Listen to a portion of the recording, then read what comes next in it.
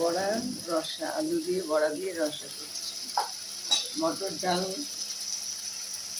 বেসন, এর মধ্যে লঙ্কা দিয়েছি, হলুদ দিয়েছি, আদা বাটা দিয়েছি, দিয়ে আরেকটুখানি খাবার সোডা দিয়ে ফেটিয়েছি, বড়া করেছি।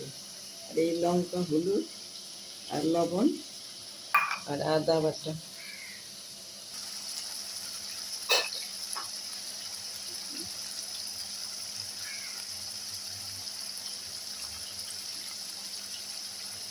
এই মশলাটা আমি দিয়ে দিলাম।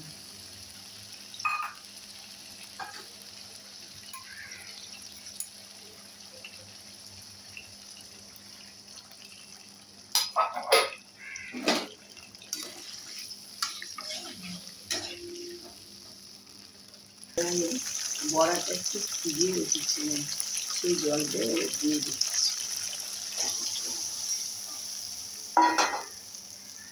ভীষণ জল টেনে যায়, এবারে শুকনো হয়ে যায়, সেই জন্য আরও একটু দেবো। আমি এমনি বড়াটা একটু ভিজিয়ে রেখেছিলাম।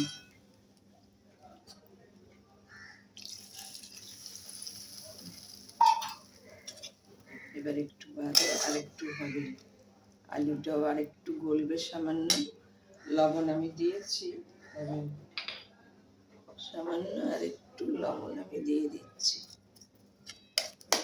ব্যাস, এবার আমি একটু ঢেকে দেবো। হ্যাঁ, ঢেকে দিলাম। এটা গলেই গেছে, আলুটা একটু ডাটো আছে কিন্তু গলে গেছে। বড়াগুলো সব ঝোলে একদম টুসটুস করছে। এবার আমি ভাজা জিরে আর গরম মশলাটা সেরে দিই। ভালো লাগলে লাইক শেয়ার করুন, আমার পাশে একটু থাকুন।